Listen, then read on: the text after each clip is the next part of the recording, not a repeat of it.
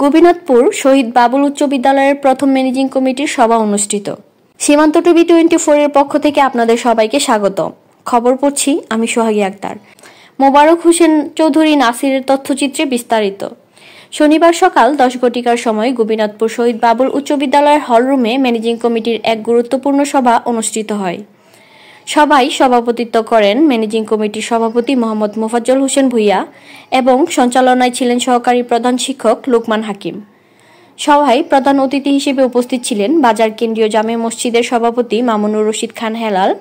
বিশেষ অতিথি হিসেবে উপস্থিত ছিলেন গোপীনাথপুর আলহাজ শাহ আলম ডিগ্রি কলেজের অধ্যক্ষ জনাব মোহাম্মদ আকরাম খান, সাবেক ম্যানেজিং কমিটির সদস্য শফিক মুন্সি, জনপ্রতিনিধি Shah Alam member, Zahirul Haque member, Mostak member, Zakir member এবং বিশিষ্ট ব্যক্তিবর্গ শাহ আলম ভূঁইয়া, আজিজ মুন্সি, দিনার ভূঁইয়া, সেলিম ভূঁইয়া।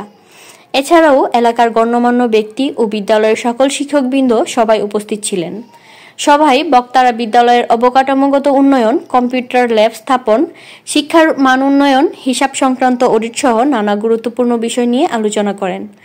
প্রধান অতিথির বক্তব্যে মামুনুর রশিদ খান হেলাল বলেন, এই প্রতিষ্ঠানকে একটি স্বনামধন্য শিক্ষা প্রতিষ্ঠানে হিসেবে গড়ে তুলতে আমরা সকলেই একসঙ্গে কাজ করব। কোনো অপশক্তি আমাদের এই অগ্রযাত্রাকে রুখে দিতে পারবে না ইনশাল্লাহ।